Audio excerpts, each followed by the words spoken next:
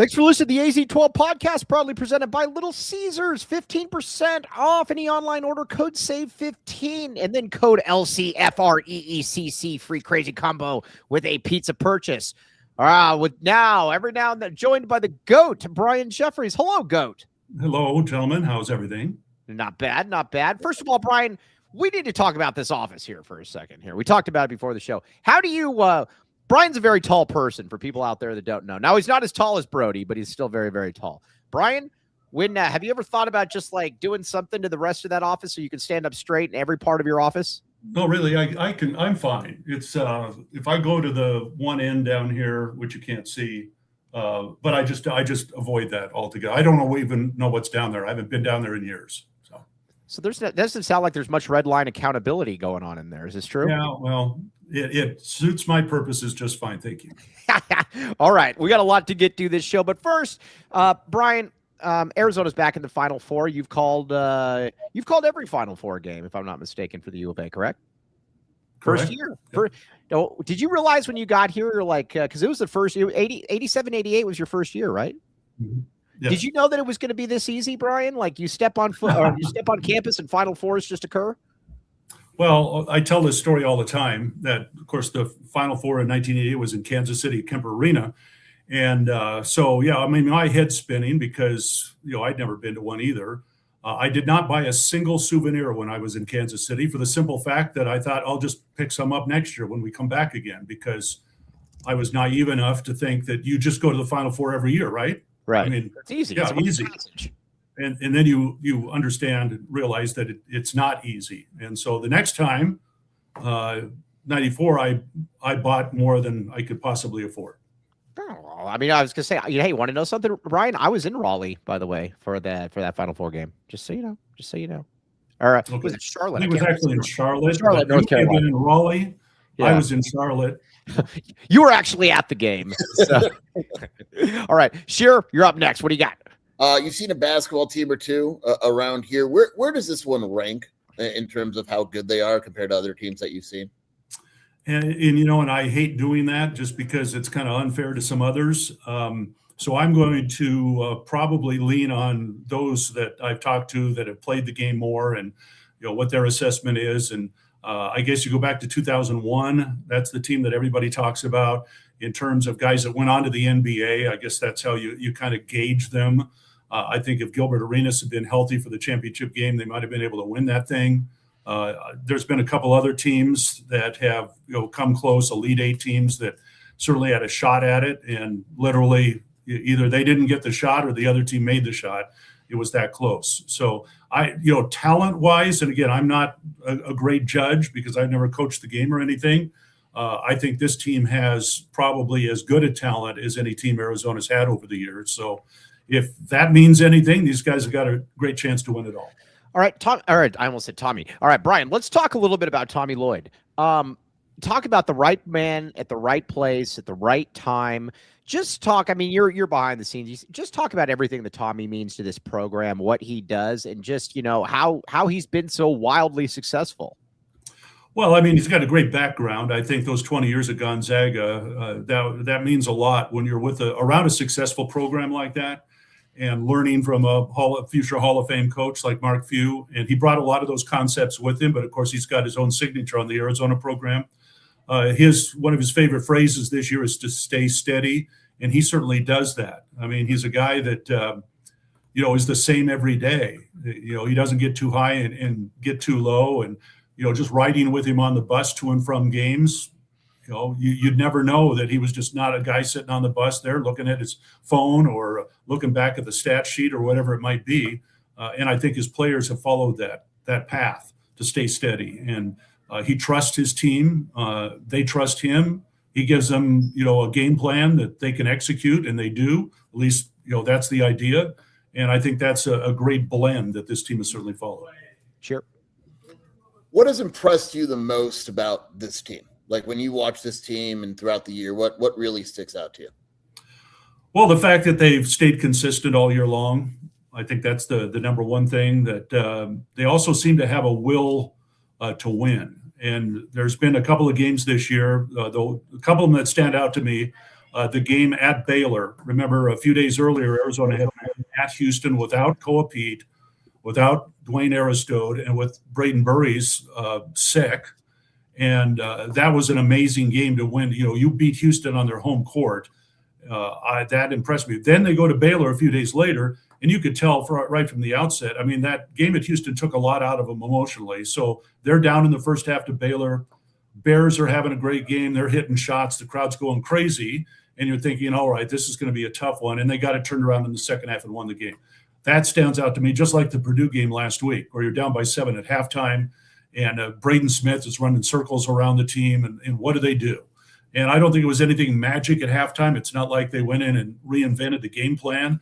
It was just a matter of these guys, again, staying steady, staying true to their values, and doing what they do best. And that leads them to a big second half and another win. So that, to me, that these guys just, and it's coaching, yes, but it's the players. I think the experience, the maturity of the players, the basketball IQ of the players to understand, where they're at in a game and what they need to do to win it.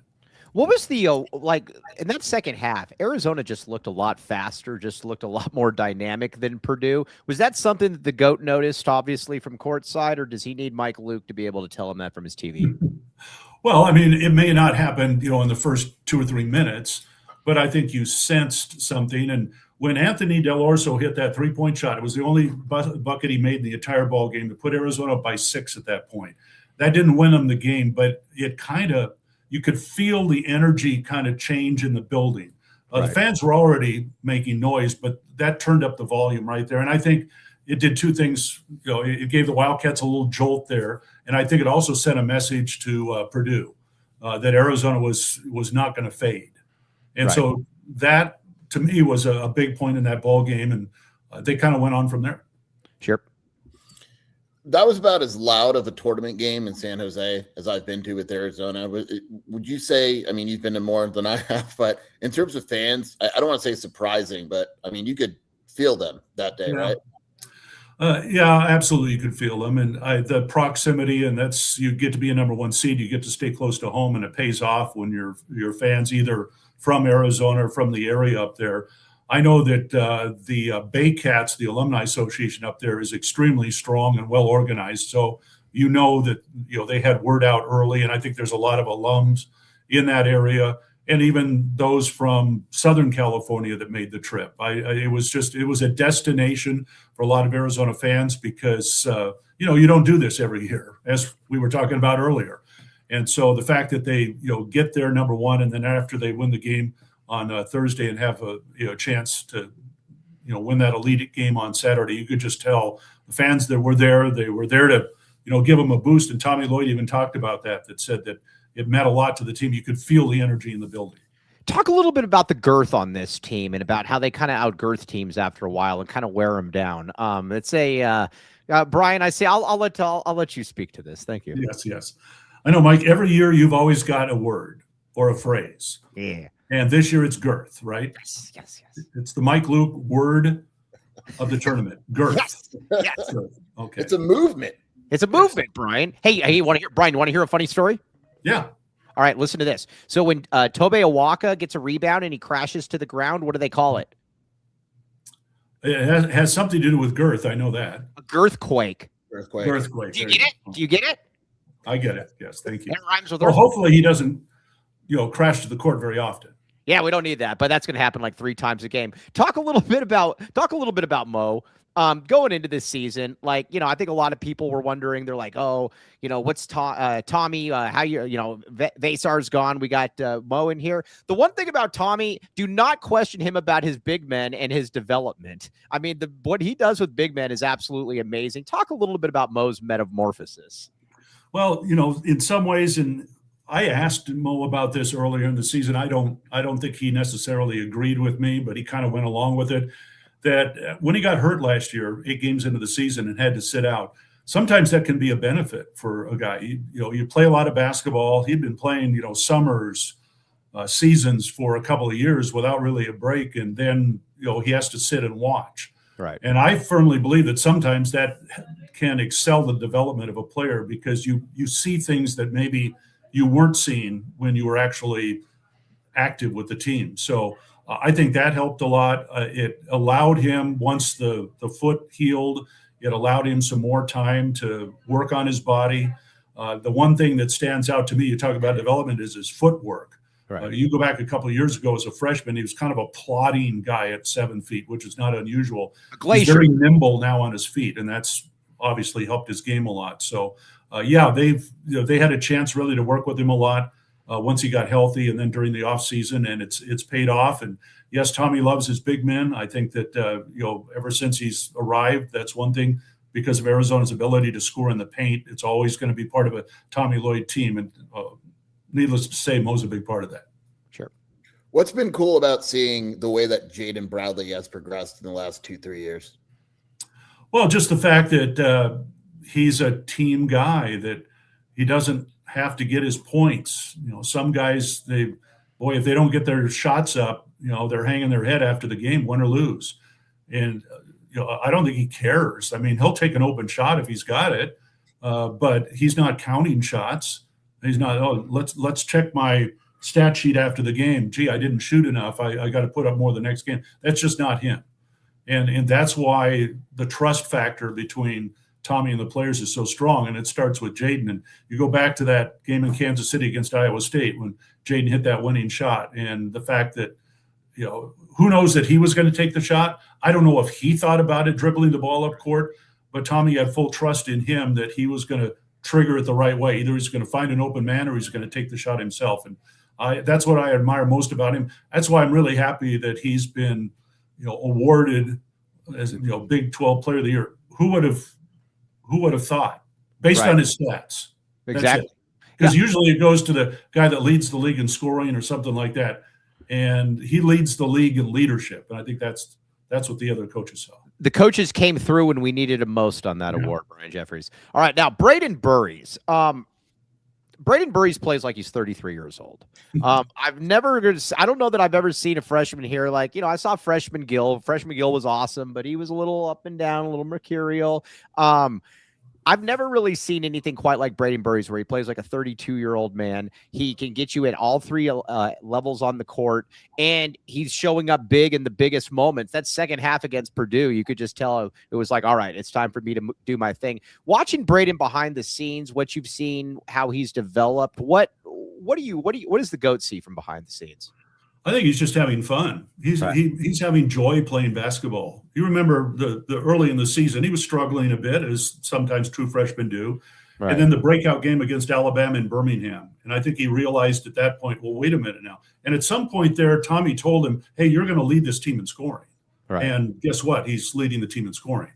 And so I think he just needed that. He needed that shot of confidence. Not that he lacked self-confidence, but you're moving from high school to Division I basketball, and you're playing against guys, that are, oftentimes bigger than you, more experienced than you. And when he kind of took over that Alabama game in the second half, I think the light came on at that point. And I just love to see the guy smiling, having fun. He's a college kid playing basketball. He happens to be very good at it, which helps. And so, second half of the Purdue game, great example, because Purdue, they drew up a defense to try and limit him. And you can see that in the first half. Well, he shook out of it in the second half. And again, that tells you a lot about his development. Sure. Going back to the Lute days and even a little bit of Sean, I guess after the game the other night, like all the players' coaches, all the players' parents and the coaches' kids, and everybody was on court and there were babies and all that. I guess my question is, like, how important is that to the Arizona program, you think, overall? Not just necessarily with Tommy, but just the success of this program, having families so involved. Yeah, you go back to, Lute's days, and families were a big part of it. His family was a huge part of it. Remember Bobby, his first wife, traveled with him everywhere. I mean, recruiting trips, you name it, games, practices, conventions, it didn't matter. And so he was, very true to his family. And I think that spread throughout his staff over the years. I think it's important because, it's a long season, and really it doesn't end. There's recruiting, everything that goes on between seasons. And I think you got to keep the families connected. And I think that's a great way to do it. It's a great example. It's a great example of the players, I think, that, that means something to have the families along. And it's crazy here the last couple of weekends, all the kids that have been on the plane and in the buses and everything. It's more than normal. I mean, a normal road trip, there might be one family that goes or whatever, and sometimes none. But you get to postseason play, and it's a reward for them to be able to go. And it's there's a lot of diaper bags on the plane. Let's look at it that way. And but they enjoy it. I think the players enjoy having the kids around, and the kids that are old enough now to kind of know what's going on. I mean, they love being around the players, and they have their favorite guys that they cling to, and so it's kind of cool to see. All right, Ivan Karchenkov, I'll be honest, I had no clue what to expect from him coming into the season. If you were to tell me he was going to be really good, cool. If you were to tell me that he wasn't going to be playable, cool as well. He's been a godsend, Brian. I mean, he's literally perfect for what they wanted to do on this team. And was there a moment for you when you're like, all right, this guy's perfect for what they want to do? Oh, there wasn't a moment. Now, you guys knew about him, and basketball junkies, insiders, etc., that really follow, upcoming talent. His name was out there somewhere, but for the average fan, and I would say 99% of those in the country, they had no idea who he was. Right. And so, give Tommy and his staff credit for discovering him and recruiting him. Because the headline guys were Koa and Brayton, right? Everybody knew about them, right. Win state championships, 5-star guys, etc. But Ivan was the guy nobody knew about for the most part. And again, he's told this story that when he grew up playing basketball in Germany, he was playing against men, right. And it excelled his development, and so he had to get stronger, and that's why when you talked about Braden being a guy that plays like he's 33. Well, does that mean that Ivan's 38? Well, Ivan looks like he's served 2 tours of duty on the Eastern Front, and then he's probably having to have, been in gyms that have been evacuated. I mean, he just looks like a guy that has seen a lot of stuff on his journey here, Brian. Exactly. And that's what makes him, he was kind of oblivious to, college basketball in the States. Right. I remember talking to him when we got there, or before I think we went to San Diego. When he was in Germany, he didn't know anything about the NCAA tournament. I mean, right. He's got other things going on. And that first weekend, and that's kind of an eye-opener, I was talking to some guys back in Michigan yesterday, and they were asking about the Arizona freshmen and what's it going to be like getting to the Final Four and all the pageantry and everything that goes on around it. They've had 2 weekends to already learn what the NCAA tournament is all about. I know the Final Four is bigger than San Diego or San Jose, but it's the same thing. I mean, you're going into an NCAA tournament situation. And so I think that 2 weekends have prepared these guys very well for what's ahead in Indianapolis. The only adjustment is, you're playing in a football stadium. That's the only difference that they're going to face. Well, and being that we are a football school as well as a basketball school, that shouldn't be something that's going to actually throw them off, though, Brian. You would agree with this? Yeah. Okay. Yeah. Sure. What do you got? I was going to say, a lot of us haven't been to a Final Four. What can fans expect if this is their first Final Four environment? Besides seafood with Brian on Friday. We're in Indianapolis, Mike. Yeah. Have you learned yet? Yeah, no, I've learned. It's tons of oceans. Brian, it's known as the ocean. Be very clear about this. The GOAT doubted me about seafood in Omaha, Nebraska. This is true, Brian, and you were wrong. This is true. You are correct. You found a great place there. All right. Well, so you're telling me you've got a seafood place in Indianapolis? I do. I already have it. Known as the Ocean State. Yeah. Yep. I've already got it booked. I told Rhino about it as well. This is going to be spectacular seafood, and it might be seafood that's actually like pumped in from like the North Platte Lake in Omaha. Who knows? Okay. All right, I'm sorry. Oh, what do you expect? Well, I mean, there's going to be 70,000 seats at Lucas Oil Stadium to watch basketball. So, there's folks that live in that area that will be there, but you've got fans traveling from 4 different schools that are going to be there.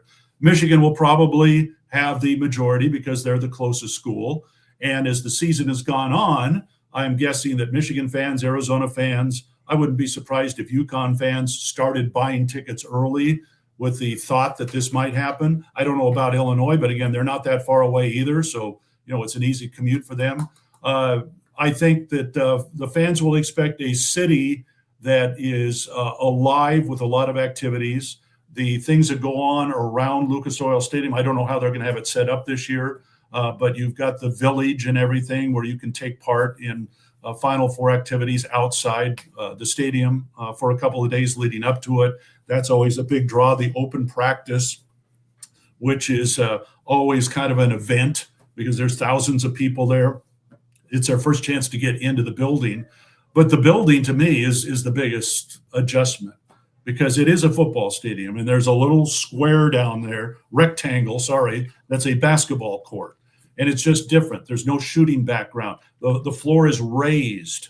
And you'll notice when you've seen these Final Fours in football stadiums, the benches are actually a step below the playing surface. You have to take a step up to get there. The coaches, I think, the head coaches are the only ones that can stand on the court during it. So everything's different from what you see in a normal, setting for college basketball. So those are things you have to get adjusted to. But for the fans, it's just fun, just being there because you're going to see fans from the other teams. You're going to see your own fans out there. Everybody's wearing their colors, walking up and down the street. I know the weather, the forecast isn't great. That's not going to deter anybody because this is, the event of the year for college basketball. All right. Is it a little bit like the pit? Like the pit used to be, like with the court, and it's kind of like not on the same level, or is it different? It's been so long since I've been in the pit. I couldn't tell you, Mike. I just know that. Well, the pit's a basketball arena. This is a football stadium we're talking about now. It's just different. All right, let's get a couple reads in here. Then we're going to break down Michigan with the GOAT. I wonder if you could have Wolverine as a seafood. Yeah, why not? Like a Wolverine and like a salmon. Water Wolverine. Yeah, that's fine. Yeah. All right. Yes. Yeah. Alchemy. I don't know if you guys have noticed or not, but Alchemy has done some pretty cool things with the U of A. And again, everybody out there is McHale Center at Alchemy Arena. If you guys didn't see, Curtis put out there, and basically kids are going to be able to go now to the Zona Zoo is going to be able, they will not have to worry about tickets there to be able to go to the Final Four. A very, very nice contribution. And again, like I said, these guys are great. They are there. They are there in the trenches. It's going to be a lot of fun. Curtis is the man. I know a lot of people that have already taken advantage of this, and as Jennifer bear down, Alchemy paid for the Zona Zoo's Zona Zoo's Final Four tickets. So cool. These guys are awesome. It's a great partnership, and again, very, very cool. Check it out. Insuranceeverything.com. Again, we're going to be taking them around on Friday for a little bit and having to meet everybody. It's going to be a lot of fun. Alchemy is awesome. All right, what else we got? All right, Casino del Sol. Brian, are you a gambling man? Have you ever made like $1 million gambling in a night? You strike me as a guy that gets very lucky. No, sorry, never got $1 million. Well, never won much of anything. Avoid it as much as I can. Yeah, I get you. All right, Casino del Sol, though. Check it out. You can go there and golf. The GOAT, you don't golf anymore, though, do you, Brian? I retired after, my last subpar round. All right. Well, again, when you got Brody in there, we're going to get to Brody here in a little bit. I understand it. But you can go to golf. You can do a lot of different things as well. You can get good food. All of that. Check it out. Casino del Sol, the soul of Tucson. Boom, boom, boom. Casino del Sol. Baggins, baby. Baggins. Brian, you need to go to Baggins here sometime very soon, and you need to use code AZ12 for 15% off. Albuquerque, Turkey. Yep, very good. Rhino saved a lot of money in the past using this. And you know what also it is? It's a huge ego boost for me because it says on there the Mike Luke discount. So that's why you need to go in there, Brian. And then you can put it in your living room or something and say that I got the Mike Luke discount. You don't have to. But, yes, there are 12 Arizona locations. Check it out. Every sandwich comes with a chocolate chip cookie. All food made in-house daily. Live, like I said, text Baggins to 877-797-0444. Check it out. Baggins. Brian, initial thoughts. Arizona, Michigan. You're going to be having good seats for the game. What's your initial thoughts?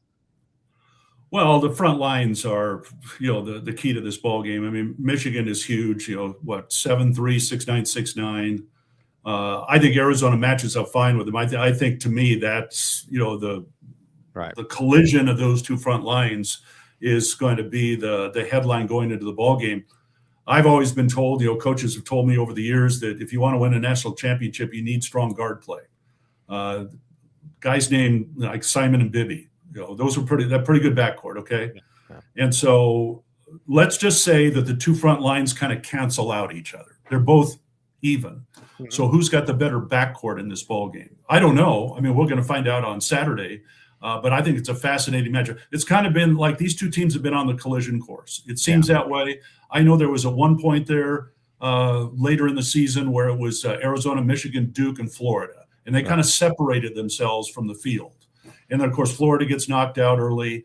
And then Duke, in just that incredible finish, loses. And so now and nothing against UConn and Illinois. One of those teams is going to play for a national championship. But I just get the feeling that the collision course between Arizona and Michigan we've seen it now for weeks and weeks.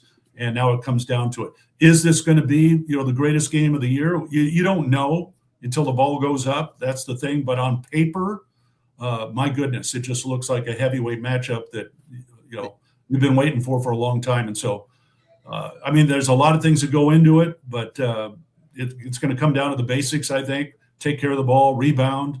Somebody's got to shoot better than the other. Michigan, in their losses, I think the one thing that stood out to me about Michigan in their 3 losses this year, they have shot very poorly from outside the 3-point line. Right. So can Arizona, again, limit their 3-point shooting? Again, if the front lines, the forwards and centers, if those guys are equal to the task, can Arizona's perimeter defense keep Michigan from getting a lot of threes? That's just one thing that's going to go into the game as far as I see it. Feels a little bit like Duke, Arizona in 2001, where it's like you kind of feel like these are the two teams that are a little bit separated. They might go on a little bit of a different trajectory, but they're going to meet there. So I just want to say that. Sure. Do you make anything of it's harder to shoot in a football stadium? Like the fact that you said Michigan had, when they lose games, when they struggle from 3, do you make anything of that belief? I've talked to players that have obviously played in a football stadium, and they all say, yeah, you got to adjust to it. And all 4 teams will have plenty of opportunities to practice, and that's why they're going in 3 days early. And I believe they're going to get time on Thursday and Friday. That's my understanding. Then, of course, they get the shoot around on Saturday. By then, they've adjusted to it. But every player I've talked to says, yes, there is something to it. But you get an opportunity, and of course, all the teams are on the same surface here. I mean, it's not like somebody has an advantage over the other.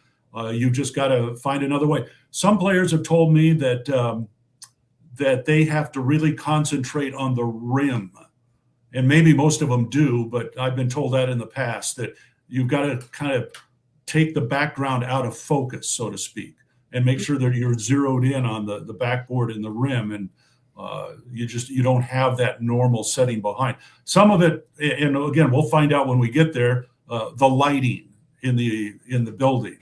How will that affect things? Will that affect the background at all? It's we're going to be the second game, so it'll be dark. Mm-hmm. I think if there is light coming into that building, I've never been at Lucas Oil Stadium, but if light can get in, then you're better off playing the later game because it'll be dark outside. That's my scientific look at it. They have one of those giant, like, what I'm talking about, one of those like giant like windows in the end zone, like Banter has. Yeah. Okay. And it's they can open the roof there. Mm-hmm. Do you think they will? Oh, that'd be fun. That'd be awesome. It's raining and they just open up the roof. Yeah. Brian, I have 2 small requests for you. Okay. Can we get a prediction from you on the game first? Come on, it's a champion. It's the Final Four. I generally don't. I've never asked you for a prediction, but can we get one on the Final Four? Well, here's the way I look at it, guys. Arizona's lost 2 games this year. Okay, mm-hmm. They lost to Kansas. Koa Pete, I don't think he was healthy in that game. We found that out the next game. I think he was already bothered by that leg. Probably, I don't know if he told anybody. I didn't know about it, and I still don't know. I'm not going to ask him. But if you look at the stats, a couple games there, and he just didn't seem like himself. So I'm going to say, with a less than 100% co-Pete, they lost at Kansas. He only played the first half of the Texas Tech game because obviously he was hurting. They lost that game. So when Arizona's been at full strength, they've won every game. Okay. Right. And they figured out a way to win every game. And I think that's one of the keys to this team. The basketball IQ is very high on this team. And they've been behind. We talked about, Purdue, Baylor, etc. And they figured out a way to win. And that tells me I have every confidence in the world that they may get behind in the game to Michigan. Who knows? Right. They may lead all the way.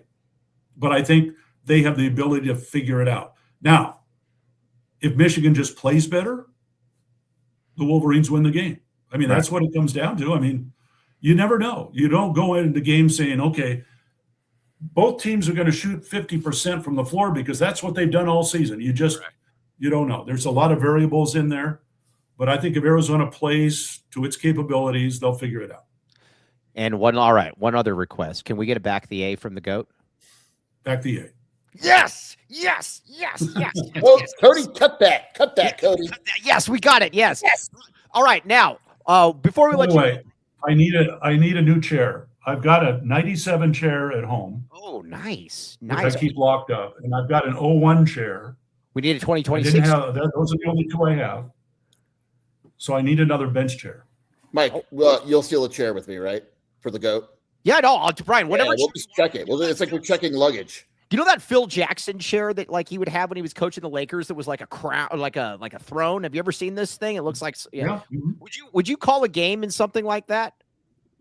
Oh, many times I'd love to.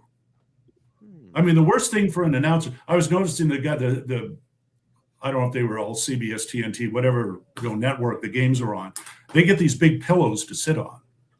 Because if you're a broadcaster, the worst thing you can do is have your midsection pinched. You know what I mean? No, I get it. A lot of guys that do football, they stand up during the game because it. Does Lamar stand up during the game? He has. We've stood up before, not often. But anyway, the worst thing you can do is have the low chair where it's kind of pinching your midsection there. I'm finding a chair real quick. We got to keep you on for another minute. I'm finding a chair right here, but I also need to add, because I think I have an idea for you. But also, we got baseball coming up. What's the deal then? Obviously, you got baseball. Is the mini GOAT going to be involved in here, or does he have life? Does he have life stuff as well? He will be on the air live at High Corbett on Thursday and Friday. Yes. So a similar situation to last year then? If you tell me it's a similar situation, it was.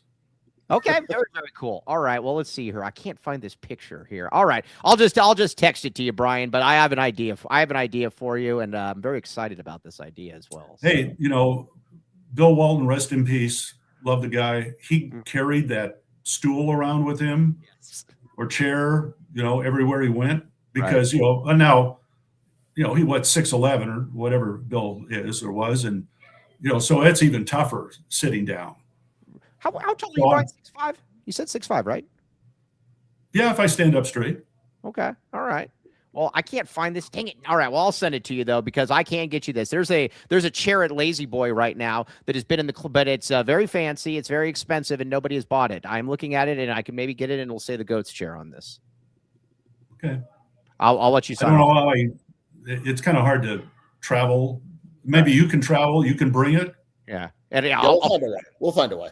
I'll figure it out. I'll just put it in the glove very smart or something. Yeah, it'll be good. Yeah. Brian, you're the man. We are very privileged to have you on as always. And Friday, mark it in your calendar, my friend. Seafood. Oh, okay. I just want to put that on my calendar then. I didn't know I had an official invite. No, it's yeah. Brian, we'll let you come along. Yeah. All right, Brian Jeffries. Mike Luke buying dinner Friday night. Yes. And I told Rhino too, so he has no excuse to get out of it either.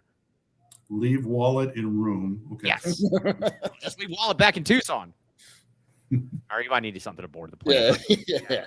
Brian, you're the man. Very much appreciate you, and we will see you up in Indy. And again, back the A, Brian. Absolutely. Thanks, guys. All right, That is the GOAT, Brian Jeffries, my friend, Brian Jeffries. You know what's funny? Sheer? People don't really get how lucky we are to have the GOAT, because you and I listen to a lot of play-by-play college stuff. Some of it's good, a lot of it's just total poo. I have satellite radio. One of my favorite things is to listen to games, like when I'm driving and stuff, to hear other announcers. And you are not exaggerating, man. Like, some of these dudes are just ridiculous. Like, screaming, they say "we" every other, like, oh, the ref is killing us. We're getting screwed. It's like, that's what I would do. Yeah, no, yeah, well, yeah. Yeah, I mean, I absolutely would do that. But Brian is literally, like, I'm not just saying this because it's Arizona. He is the best I've heard. Seriously. Yeah, no, he's fantastic. We need more of that. And by the way, Tyler Warden, you have to do a shoey now because of that.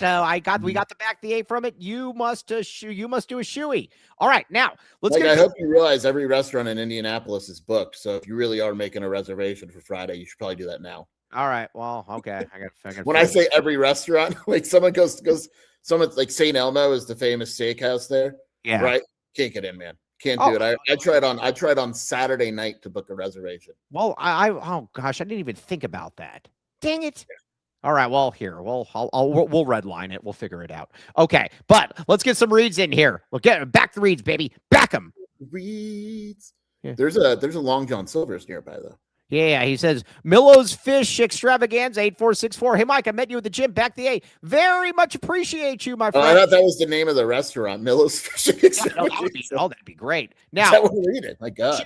Lan Allen, where do we even start with this guy? He's a great dentist. We'll get to the dentistry in a second. Arizona in the Final Four is very real. Yes. Rebecca Allen is not real. Nope, it's all crap. It's not true. It's not true. But Aristotle, my friend, though. I would have paid to have been there when Lan Allen's kids went up to Kobe L. Field and they just said, hey, are you Kobe L. Field? Very, very good. Kobe L. Field's he's like a celebrity at this point. But either way, check it out. Owned by Arizona local alumni. Lan, the freaking man with the master plan. Check it out. And again, 1997, I would literally get to the point right now where I would rip out my, probably rip something out at this point just to get the championship package, because that baby's going up. There is no way that thing is not going up at this point. Check it out. Land the man with the master plan. Downtown dental implants and urgent care. Just don't go in there and ask for Rebecca and you'll be okay.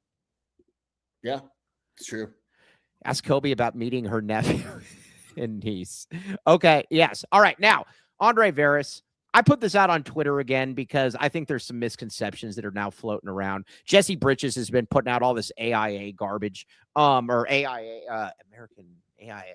What is it? No, it's not AIA. It's what is it? AI. We're not going to endorse him. We just won't. Like, I don't know why this has been so difficult for so many to pick up on for so long, Sheer. Yeah, I don't know either. I mean, it's just not happening. And we can't be. I mean, we're close to making an AZ12 t-shirt that says "Don't endorse Andre." Yeah, we will not endorse Andre, but we will highly recommend Andre as well. Give Longview a call, 520-325-3456 to learn more and reference the AZ12 podcast for a complimentary initial meeting. Check it out. Boom. Jesse Bridges just came in here in the comment and he says, yes, it is AI, Mike. I'm sorry, but I am addicted to AI. Who's more addicted to AI, Jesse Bridges or Kobe L. Thiel? Oh, I don't think anyone likes AI more than Kobe.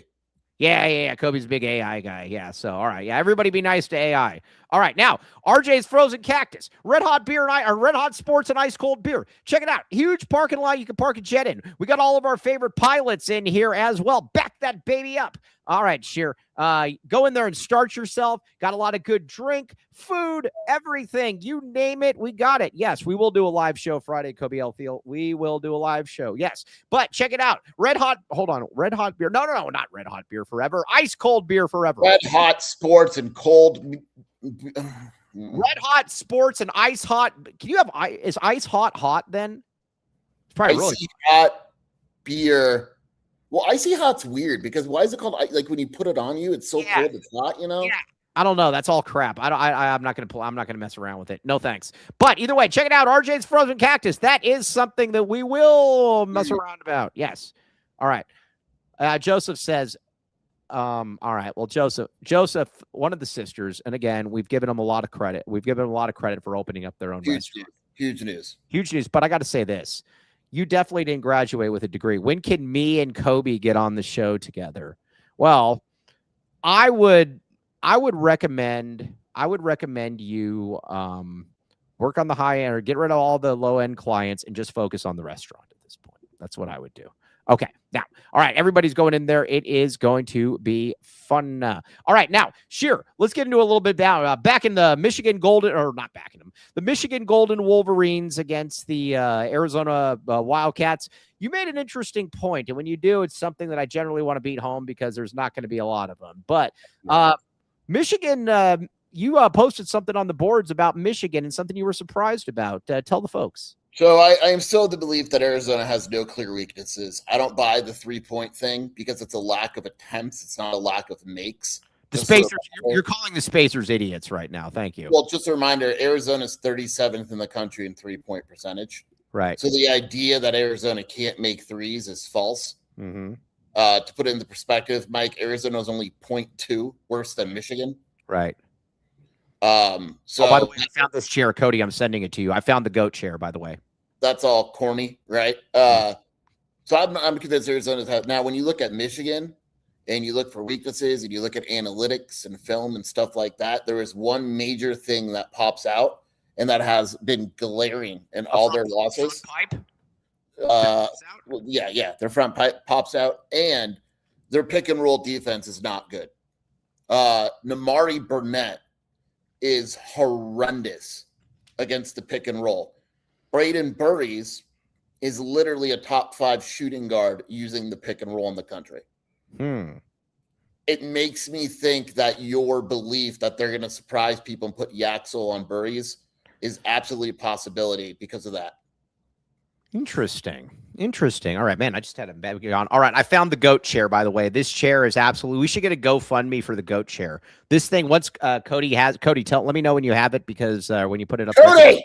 It is going to be very, very good. Out now, Tyler Warden, your shoey. When are you going to be doing the shoey, Tyler Warden? Because you said you would do the shoey if the goat said back the A. The goat backed the A. When are you going to when are you going to eat the shoe? Did you know that I was watching this? Do you remember that there was like a goat story? It was like a children's story growing up where this goat just went around eating shoes all day. Yeah, it's the shoe goat. Yeah, this is it. This is it right here. Lazy boy. Look at this thing right here. If we get this, do you think the goat would bring this? Or where the goat would wear this? Oh, that's the chair. I know that chair. Yeah, that chair's awesome. I don't think we can get it anymore. It's on clearance. You got to think that thing disappeared within seconds. No, trust me, man. That thing's been there for 2 years. I assume someone bought that right up. No, they haven't. You know what's funny about this chair? Shocking.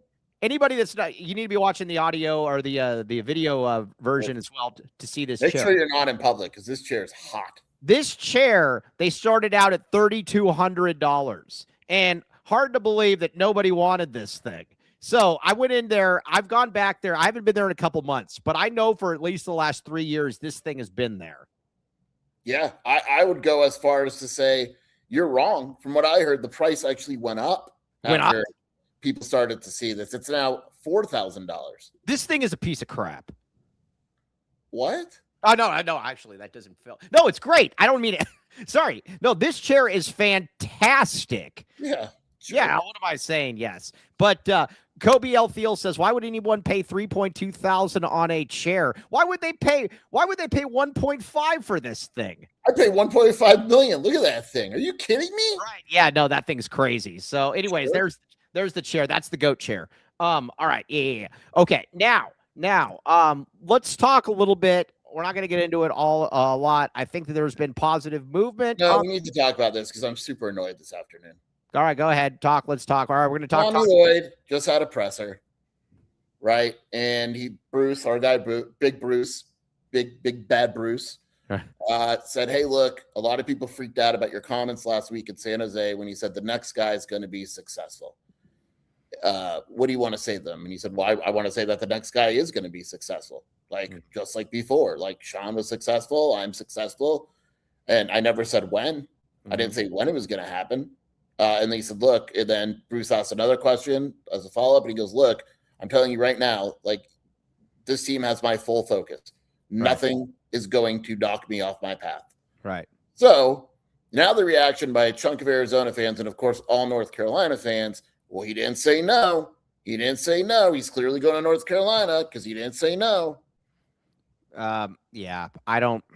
All right, I'm a little annoyed by this on a variety of different fronts. Also, people, please stop talking about this as a distraction. It's only a distraction for you. The team is not. Tommy said that too. Sorry, real quick. I started to interrupt, but someone's like distracted. Tommy goes, "Well, that's the fans' distraction." No, I'm not distracted. If anybody is telling you that this is this team that's a distraction, they're saying it for selfish reasons. This team is not. How do I put this? This team is not. Dude, they weren't distracted when they beat the crap out of Purdue. They're not distracted, and here's a major reason why they wouldn't be distracted. Right. Jaden Bradley's on this team next year. Mm-hmm. Lloyd isn't on this team next year. Cole Pete isn't on this team next year. ADO isn't on this team next year. Toby Awaka isn't on this team next year. We don't know what Mo and Yvonne are going to do. These guys want to win a title. No offense to Arizona fans. They don't care about the next team and who their coach is because they're trying to win a championship now. It is not in the slightest bit distracting to this team. All right. Now, I want to talk about something else. People saying, well, why doesn't Tommy come out and shut this whole thing down? People that ask that have never been involved in a negotiation in their life. This is very, very simple, in my opinion. I don't have any inside information, but I know that I'm right on this. So allow me to say something here. Tommy is at the apex of his, how do you say it? That credibility is not the right word. The apex of his, the apex of his career. He's at the apex of his career. He is at you know what you do when you're at the apex of career and you want something or whatever you want done? You don't say, you know what? I'm going to throw all of that leverage away right now. He knows exactly what he's doing. I will put it to you like this. I feel very, things are definitely moving in the right direction. Very much moving. Again, nothing's done until it's done. I get all that. But if Tommy needs something done, Tommy would be stupid to just say, you know what? I'm at the peak of my negotiating powers. Let me just tell them, yeah, don't worry about any of that. This is very, very simple. This isn't difficult at all. And it is what it is, Sheer. It's that simple. Yeah, it's annoying today. Today is we've talked a lot. I've been annoyed by this whole thing. Today is annoying because I think Will Wade taught us a few days ago. Like, why are we even why are coaching questions irrelevant? Right. What's the point? What is Tommy Lloyd going to say? I'm not going to Carolina, right? That doesn't take anything off the team. That doesn't mean anything. Nick Saban said that I'm not going to Alabama like 10 hours before he went to Alabama. Yeah, it's like these coaching quotes mean absolutely nothing. People are like, well, why did Tommy just say that? Because until it's signed, God knows what can happen, and nothing is signed. Does that mean that they haven't had positive negotiations? No, it means the opposite. They have, but nothing's signed. So why would you say something in 100% terms? And I'm going to say this. I'm not going to get into all the back and forth because that's something that I just don't care to really get into. All I'm just going to say is this. No matter what, and sure, you don't have to say anything if you don't want to. Tommy and DRF clearly do not have a good relationship. It is what it is. No matter what anybody tries to tell you, it is not a good relationship. That's just the way it is. I'm not assigning blame either way. It is not a good relationship.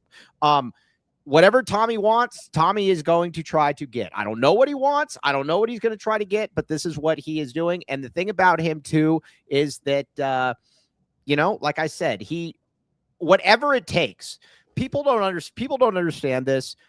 Whatever it takes to keep this man here is what needs to be done. Arizona basketball, I get that Arizona football brings in more money. I get all of that. I understand all of this. This community is run around basketball, though. This is nothing gets, if you were to tell the fans here, guess what?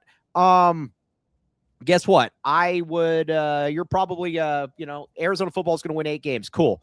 The question would be, what about Arizona basketball? That would be the first thing. And that's not a slight to football. It's just the way it is. That's the way it is. Whatever needs to be done for Tommy Lloyd needs to be done, period. I believe that we're going to get there. And that's what I'm going to say. Sheer? I believe, look, here's the deal with contracts. Like, Jed Fish went on Jim Rome a week before, days before, and said, I love Arizona. I'm not going anywhere. And then went. And now everyone hates his guts. Had he left and not said any of that stuff, people would have understood. Right. Or generally understood more. He screwed up. Every coach that has said, I'm staying somewhere and left looks like an idiot. Do I think Tommy is going to North Carolina? No, I don't. Does that mean something, couldn't happen tomorrow that changes the whole, path of this? Maybe it could. I don't know. And I say this respectfully because Dennis Walsh, Big 12 Bobby, you guys are way more successful than I'll ever be. I'm going to say this. They know exactly what they're doing. There's not a, none of this is happenstance. None of this is an accident. None of this. They know exactly what they're doing. And Tommy Lloyd realizes we're also treating Tommy like we're not, but people are also treating Tommy Lloyd like he's an idiot. Like he doesn't know exactly what he's doing with these comments. Right. He knows exactly what he's doing. What this reminds me of, and I was thinking about this the other day. This reminds me a lot of, remember when, the one thing that I loved about Sean Miller, he would go into a presser and there was not a wasted word. Yeah. There was not a wasted. Tommy Lloyd knows exactly what he is doing. And I'll just say this. If this means, and this is the kind of guy that and again, this is just me surmising, this is the kind of employee that you get flexible for. If that means that he has to report to somebody else or that then you make it happen. Not only that, he is like I said, if he needs to have a different person he reports to, then you make it that. It is what it is. He is that important to the city. Again, I'm not assigning blame. I'm just telling you the way that it is. Tommy Lloyd's Tucson Athletics. It's the best way I can put it. And if he leaves, which again, I don't think he will, there will be repercussions. Is that a good way to say it? Right. Yes. Yeah. All right. Now, Tyler Warden, again, in a battle of Tommy and DRF, Tommy is winning by first round KO. This is a leverage play at this point, period, point blank. I think also what Desiree is finding out or has found out already is the same thing that I think maybe like Dave found out, but he found out very quickly. Byrne found out very quickly. This ain't a football school, man. Right. And it will never be a football school. I know that hurts your feelings, Mike, but this city revolves. Like Brennan knows it too. Like I'll just say this now. They're moving practice this week so they could go to the Final Four. Right. They're not stupid. They know. Like Brennan was at the game the other day. He knows what basketball is.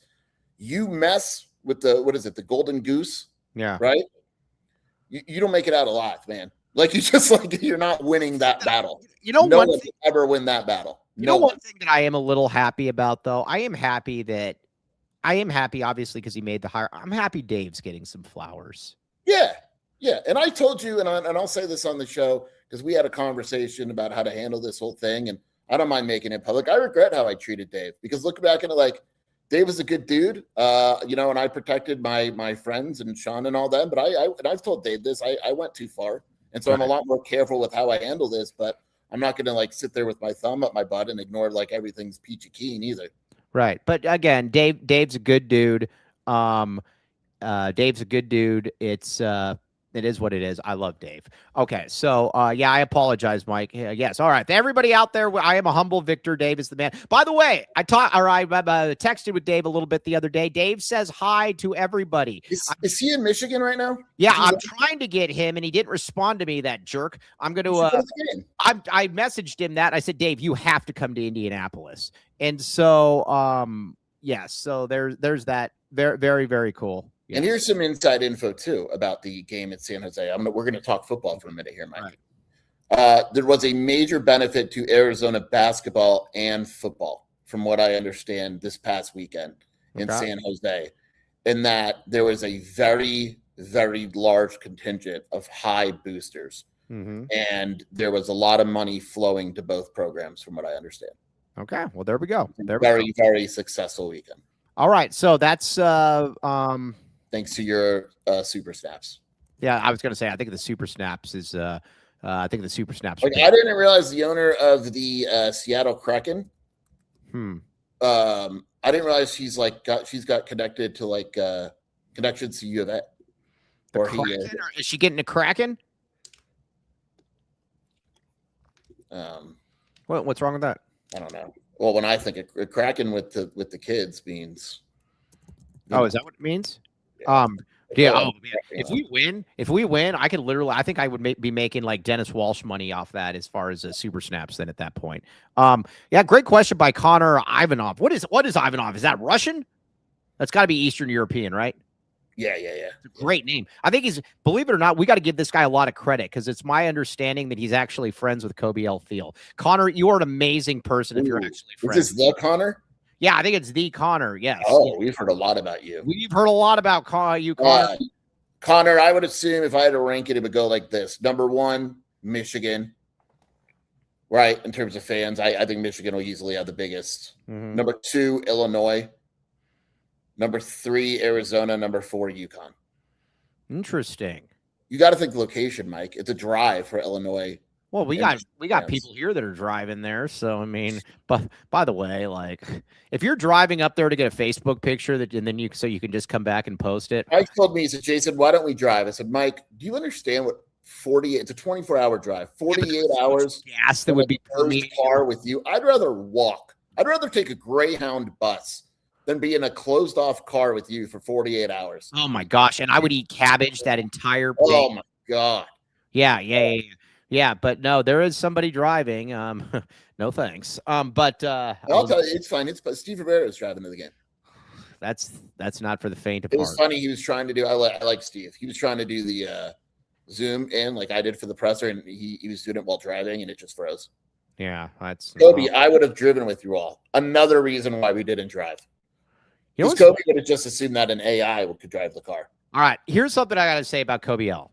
We've given Kobe L a lot of flowers on this show. Kobe L is a very smart person, and we need more Gen Zers like Kobe L. There's one thing that me, Brogan, and you are baffled at by Kobe L. Thiel, and it's just one thing, not the conspiracy stuff. That's all fun.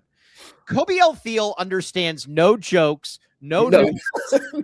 You could literally tell Kobe L. Thiel the easiest joke to understand ever, and all we would get back is a WIM, or it's like. What the heck? He's a he's a really, really smarter than I was at that age. But there's just some times where it's like, there's been multiple times when I've thought about sending a joke and I'm like, I won't get it. So it's not worth it. I don't understand this. Yeah, it's true too. You're not just making fun. It's a thing. It's definitely a thing. So when in doubt, and this is why he's also a good sport. Every now and then when he sends something in group, we'll just randomly just put WIM. And it could be like something like, yeah, I'm thinking about going to the game tomorrow. WIM. What does that mean? What do you mean, man? So either way, that's our Kobe L. Thiel story for the day. Okay, now let's get into it. And yes, you can do the show on Friday with us. All right, now after watching, we got to figure out Friday. The media is crazy for the Final Four. I was talking about this with our guy Brett Gleason today. Oh yeah, I think this is the first year they've done it, guys. It's crazy. So it's stupid, but I mean it's good for me. They have a press conference in an open locker room for all the teams on Thursday and Friday. I was watching crazy. That guy you and I know named Fleece. He was super excited about the open locker room. He was talking about it and being able to go in there and be able to check some stuff out there. All right, now let's see your land brother of Rebecca. What's that? Yeah. I can always count on you to add this is what the people need. Yeah. Kobe L says, let's do it in person. I land at 9 and have to kill 6 hours. What do you mean? I think Kobe's asking to go to your hotel. Which is our room. Oh, yeah, it's our room.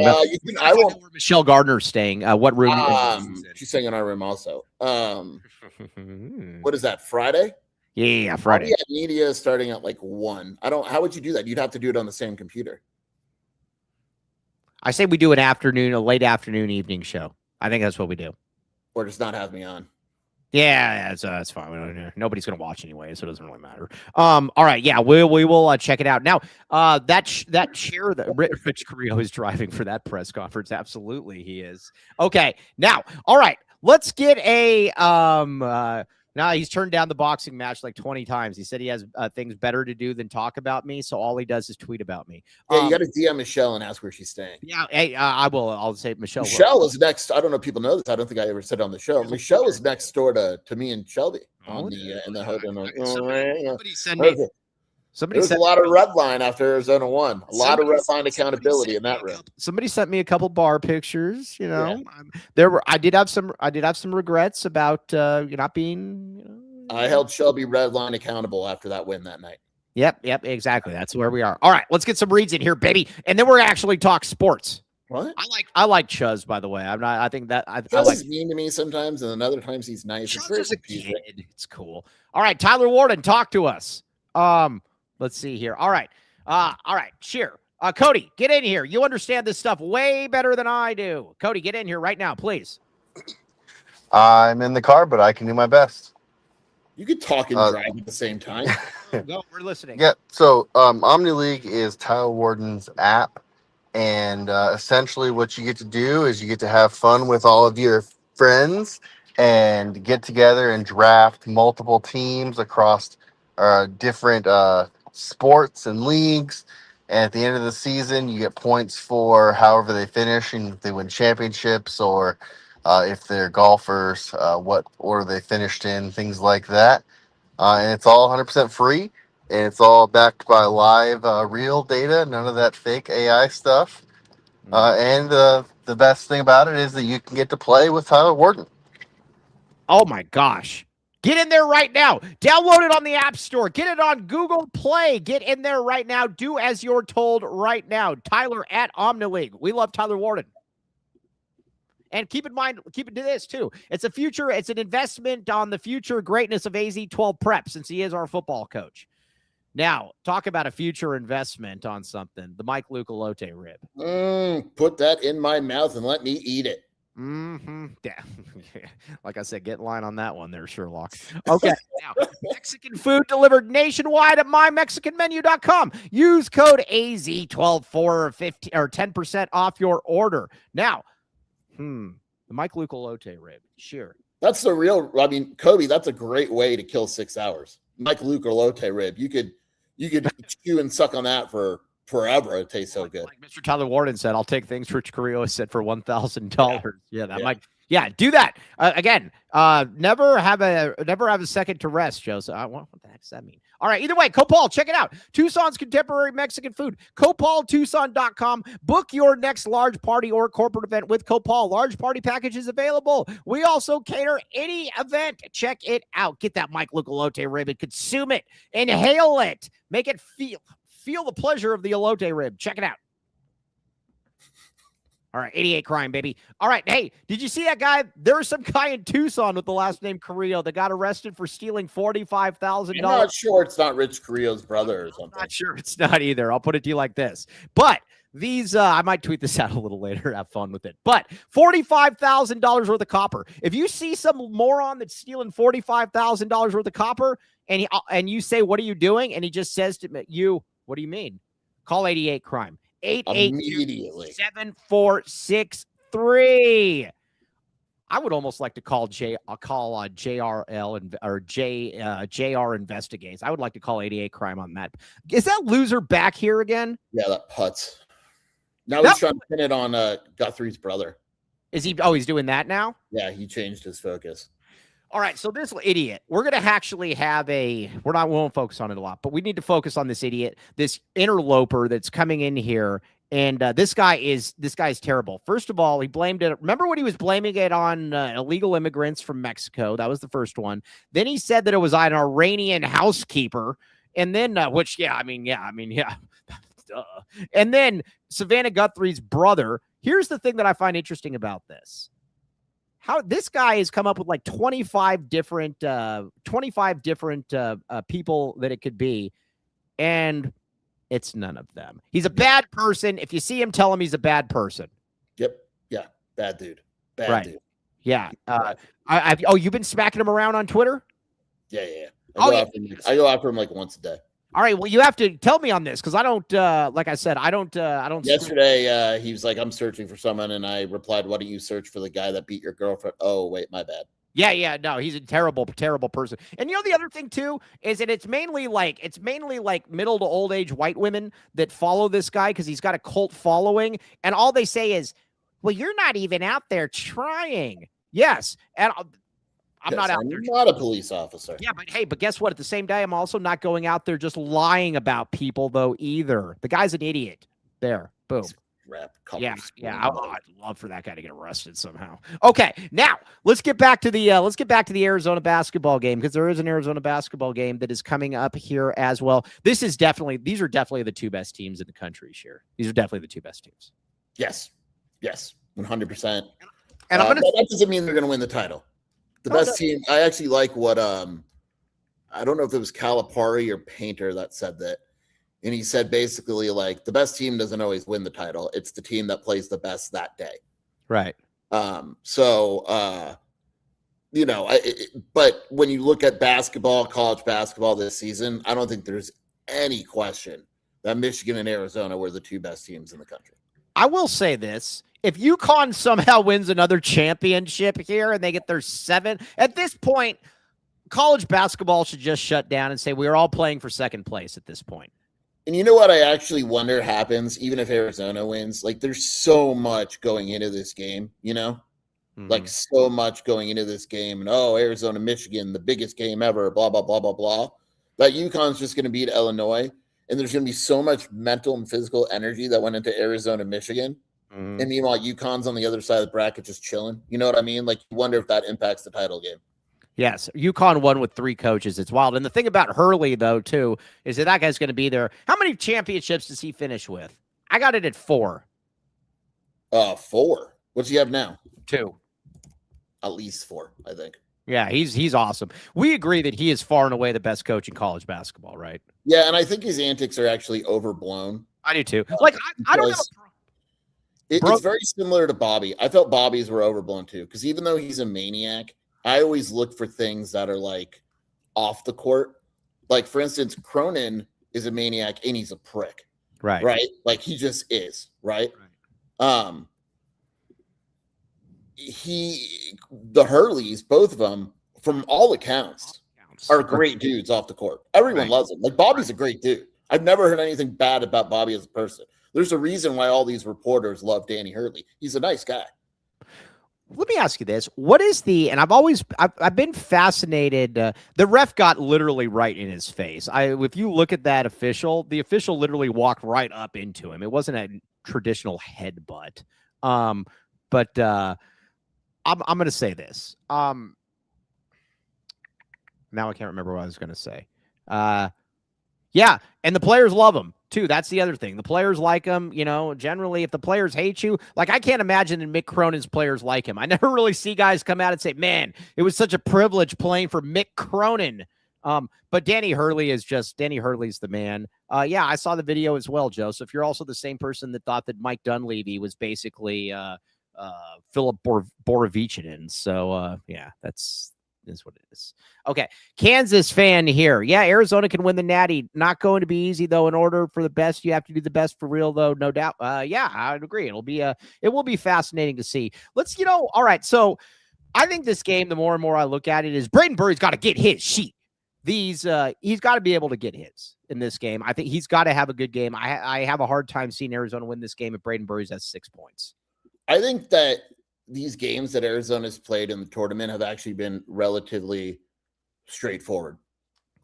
Like, in how you win. Like Purdue, we knew it. Rebound the ball, guard the 3, right? I think Michigan's is pretty rebound the ball, because Michigan's not as good of a rebounding team as you would think with their size, and win the guard battle. Right. And I think if Arizona could win the guard battle, and I don't mean just barely, I mean they got to win the guard battle. Right. They got to get their sheet. And they rebound, I think they win the game. I think it's that simple. I would agree with that. If you mess with the pie, you're gonna get the glove. We've got to be very, very clear about this. Oh, Kansas fan in here. I like Kansas people. So what's the deal? It sounds like Self's coming back. Yeah, that's. Yeah. I mean, I would be pretty. It'd be pretty hard. People aren't freaking out. He hasn't said he's coming back yet. Yeah, well, I'd be pretty surprised if. Let's see. I'll take not beating the best. In '97, Kansas was the best. No title. Well, yeah. All right. Well, I don't really care. Is Paulie M following Bennett? I think there's a chance that Paulie M is here. What? No, he's not following Bennett. Yeah. The rumor is he's not. Right. The rumor is in fact, is that Bennett's not getting any of those guys. Interesting. They don't have money. ASU doesn't have money. The rumor is that Mikey Lewis isn't going to ASU either. Mikey Lewis? Or Mikey Lewis. Oh, I was like, what the heck? Yeah, Man, money. yeah, it's interesting. Do you think that ASU has a worse NIL than St. Mary's? No, but I don't think it's good. Yes. Now, Mr. Tyler Warden, I would agree with you on that one. I think that is very, very true. Now we gotta address something with Javier quickly here. Our good pal, our good buddy Javier. Javier, do you still want Tommy Lloyd fired? We made the Final Four. I guess my question is this. Do you want him fired if we don't win the national championship? Because Javier runs a tight ship. Javier expects a championship every. Was it 4 or 5 years that Javier says we should get a championship? Was it 4 or 5? It was 4 or 5 years. It was 2 or 3. Oh, was it even less than that? Oh man, yeah, it might have been like every week. Dude, this guy's getting rid of Coach K. He's like, bro, this ain't working out, man. Yeah. No, okay. All right. Well, Javier, let us know what you were looking for, Javier. Javier wants a national title every 5 years. Sheer. I do apologize on that one. So 5. Yeah. If it's 5, I'd fire him. I mean, Probably 5 years. I'm glad that this was 5 because if you didn't make it this year, I would have got rid of him. It'd be like one of these people that probably wasn't rooting for Arizona to beat the Sweet 16 and Elite 8 games so that the things could happen. Yes. Yeah, Javier told me he was disappointed that Arizona won. Whoa, Javier, breaking news. Javier says Lloyd has earned a new contract. Tommy Lloyd has literally reverse starburst or whatever that nautical term is. Javier's entire that's amazing. I don't know what else to say. All right, well, thank you, Javier. Thank you. Yeah. All right, let's get some reads in here. Back to reads. I'd like to do a whole show mocking that JL guy after the season. Do you think we could do that? Hey, people in the chat, would you guys be okay with that if we did a whole show mocking this person? That would be a lot of fun. Thank you. Okay, now residential and commercial. Oh, Sheer, front pipe. How's it working? Great. It's flowing great. I'm getting it ramped up before I go to Indy because I'll be gone. But I was going to say, from all accounts, it's going to be great. And obviously, with your gone, it's not going to be a lot of. I was going to say, with you being gone, there's not going to be a lot of probably a lot of usage for it. So I might need to. I was going to say that, right? But yeah. Hopefully, it flows well in Indianapolis as well. Yeah. All right, people, you guys, sounds like people want true crime for at least half the show. We will do it. I like true crime. Residential and commercial, licensed, bonded, and insured. Yes. Now let's see. You're not going to hotel the front pipe. We ain't the same. That's a good point. Michelle will be there. That's a great point. I did not think about that. All right, check it out. Water heaters, drain cleaning, sewer inspections, gas, water, sewer repairs, 24/7 service, 10% off when you mention the AZ12 podcast. All right, now somebody in the comments said Lute went to the Final Four every few years. I love Lute. I think Lute's one of the 12 best coaches of all time. Lute coached here 4 years, or 4 years, a little longer than that. Lute coached here 23 years and went to 4. So we need to, yes, boom, yes. No, you haven't missed the static yet, Mac. Don't worry. All right, but first, Sheer, Eric.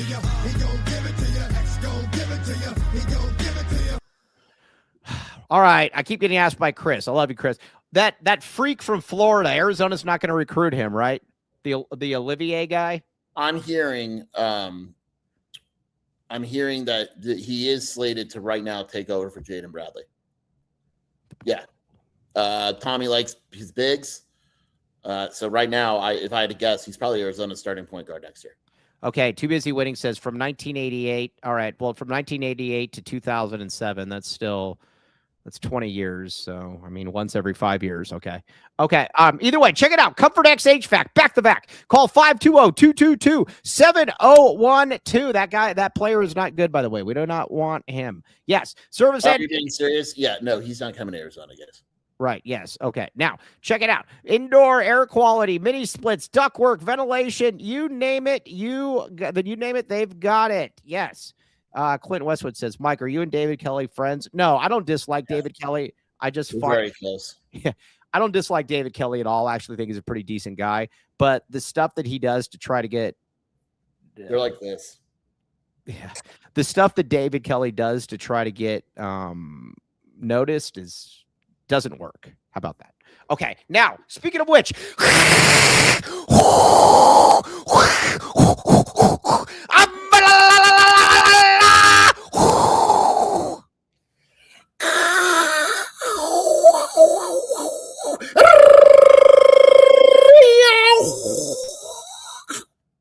I love how we've diversified a little bit here. I got dizzy on that one a little bit. Yes. Yeah, no, I did a little bit too. Okay, now 2 convenient locations, Tucson plus Green Valley, 50 plus locally. Yeah, that's great. Kobe says, when did the static get tribal? I don't know what you're talking about. East of Benson, Sierra Vista, west of Marana, south to We're so international, similar to Green Valley Decorative Rock. Yeah, no, dude, yeah. There's no continent that's escaping Green Valley Decorative Rock. Yes. All right, back to rock. 2 convenient locations. That Kobe, that was very funny. So two convenient locations, Tucson plus Green Valley, serving residents and contractors, east of Benson, Sierra Vista, west to Marana, south to Nogales, north to Oracle. Okay, now, all right. Oh gosh, everybody buy these shirts. Kobe Altheel, you make a lot of money now. Get these shirts. All right, yes, yeah. All right, praise the Lloyd, Mikhail 2026, and he shall lead them to the Final Four. These things are going like hotcakes. These things are going like the this would be like if Sheer was on the open market. This would be like if Sheer was on the open market for a These date. things are flowing into public faster than No, if you ever watch Dumb and Dumber, you would know the perfect phrase for this. You would say these crap, what was I going to say? These things. Oh yeah, these things are flowing like those, like the women of Capistrano, or the women of Capistrano. They flow like the salmon of Capistrano. Yeah. There. Sorry about that. Okay, now Vegas Falcon $20 super snap. More reads, less coaching change equals AZ national title. I wonder if we could. Hey, how many people? We wouldn't do this, but I do think it's funny. How many people do you think would tune in if we just did an hour show of just ad reads? Yes. Yeah. No, Ted Wardo's not good. No, hashtag ad reads and just yeah. No, Ted Wardo is not hashtag Ted Wardo is not discontinued. You go on there. I think a lot of you know what? I bet you we could get 100 lives for a show of just ad reads. 100%. Yeah, maybe we'll do that at some point. Yes, exactly. The paid programming edition. Yeah. Call us CBS, baby. All right, now, anyways, back to let's talk a little bit about that UConn Illinois game. I like UConn for obvious reasons. I am going to be drinking with my Illinois friends though, so that should be if this is actually a ruse to like basically, and I end up in a ditch and then they've done to me like they did to Gaddafi when they overthrew him. Well, yeah, you know what? I'm not going with you that night. I don't feel safe. Yeah, I don't know. Yeah, because you'd have to talk with people. I know. I'm not talking about Illinois fans aren't people. Yeah, where the women instinctively flow like the salmon. You run into Kylan Boswell and he beats the crap out of you at a bar the night before the game. Don't blame me. The only person I want to talk with is Jeff Goodman. That's the only person. I know that I'm going to say Jeff Goodman. We have a long and tortured history. Jeffrey. Yes, exactly. Do Illinois people hate Mike more than Reg? No, Illinois people actually kind of like me now. I don't know why, but they kind of like me now. I will say that. Oh my gosh, I hadn't thought about this year. P. Hoff with a great point. Mike, are you gonna go into the Mike? We be waiting to get an autograph from Orlando Antigua. Why wait? We can go to the locker rooms. Mike has a credential. Mike, what do we have to do to get you to ask Kylan Boswell a question? Well, whatever you want, I'll ask him. A nice question. I mean, I'm not going to go in there and say, "Hey, dude, you suck." I'll ask. What's your drink of choice? I'll say something like, I was going to say, do the drinking establishments close later in Illinois or earlier? What's the best cleaning fluid to get vomit off your clothing? Yeah. Where's Philly B at to come pick you up? I don't know. I will absolutely, but my top priority though is Jeff Goodman in this one. That's a lie. You've got one more higher priority. Ooh. You're Michelle. Well, that goes without saying, I guess. Right. This is great. So our favorite troll is now telling people that Tommy is leaving. You should know. He's wrong. Yeah, he would clearly know. Yeah. So your buddy. Oh, yeah. Really? Because he would clear. Yeah, yeah. So I'll send you a little bit afterwards. Okay. Now, anyways, I like UConn though. I'm gonna if any game's close, I'm gonna take Danny Hurley's team. Yeah. Right. Right. Yes, exactly. Yeah. Hold on a second. What was this? I was right. What does this mean? I'm just looking at this. Oh, UNC fans are going after me saying I don't know anything. And then one of the proof was me making fun of Henry for being coached by Hubert Davis. And I was like, I won that battle. Right. He had a nice season and they sucked and they lost. And right. Arizona's in the Final Four. Oh yeah, exactly. Oh, this is great. So of course this guy is telling people that he's just the worst. Send it to me. Send it to me. All right. I'll send it to you right now. Okay, so yeah, I just don't get it. All right. So, anyways, I like Illinois in this game, or not Illinois. I like UConn in this game. I still don't. You know what's amazing to me about UConn? That dude maximizes the crap out of every single player that he's ever coached. Have you ever looked at a guy at UConn and said, "Man, Danny Hurley doesn't know how to match"? Like, look at Terrace Reed. He's turned into Shaq. Yeah. Right. They're good, man. They're good. That's gonna be a good game. I'm curious. Right. That's You're picking UConn. I'm picking UConn too. Are you picking UConn? So we got Arizona. UConn then, my friend. Yeah. God. Can you? Oh, that I'd would rather play Illinois every day of the week. Yes. So yes, that would be very, very good. Okay. Now, all right. So now we got Arizona. I don't want anything to do with Bobby Hurley in a national title game. Okay. So now let's discuss a little bit. Arizona, Michigan, Yaxelberg. Here's where I'm at with Yaxelberg. Is that if Yaxelberg makes threes, Arizona's in trouble. But there's been a lot of games this year where Yaxelberg hasn't, and he's had like a 13-4-4 stat line. If he has a 13-4-4 stat line, Arizona's in very, very good shape, my friend. Very good, good shape. Yeah. What do you think of Merez and Koa?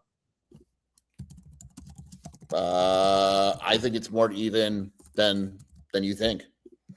I like Merez, but I don't. Is Merez better than Trey Kaufman? Ren? Yeah, definitely. Why? He's more of a problem because he's way longer. He could cause more problems defensively. I don't care if you find a block stat ratio. The dude's got a 7'4" wingspan. I get it. One guy, I'll put it to you like this. One guy will play in the MNBA for 10 years. The other one won't. Okay. I don't think there's a huge gap between the two. Well, I didn't say there's a huge gap, but I think he's clearly. I watched Merez struggle off the dribble when I watched some games last night. I think Arizona's better than Michigan. I agree with you, man. I'm not. I think Koa on the pick and roll has the ability to really hurt Michigan. I love how you've now. Love how you now like Koa. It makes me happy. I just wanted to give you that. Smooch. Yeah, smooch. All right, no, but Goodman is my priority though. So that is it. Yaxel Rose is not bad actually. Yaxel Rose, baby. Okay, now, we're in the home stretch right now. The sisters don't think that we're actually going to go for an hour. Watch this, sisters. All right, now, who else? Off the bench then, Tobe. I just feel that there's gonna, like I said, I just feel Tobe is going to get into foul trouble. I hope I'm wrong. I hope you're wrong too. We'll find out. We'll find out. Right. Maybe Tobe will get them in foul trouble. See, I don't get why he does this all the time. Joseph always asks this. I have told this story many times on air before. Yeah, don't ignore Joseph. Piece of crap. Joseph, can you tell us the Goodman story to give us some Yeah, I've literally told that story at least a half dozen times. Have I not? You have. Ignore him. Okay. Yeah, he's an idiot. Okay. All right. Yeah, dork. Okay. All right, so tomorrow, are you off tomorrow? I can't remember. You're off tomorrow, right? Yeah, I'm on a plane, baby. What's that?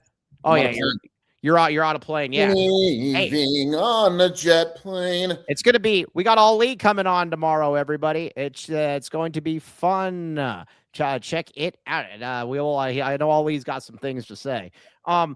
The end of the day with all of this stuff, though, I don't believe Tommy is going anywhere. I guess that could all change. But I don't believe. All right, Kobe said he's saying it because you tell the same 5 stories like every month. He's making fun of you.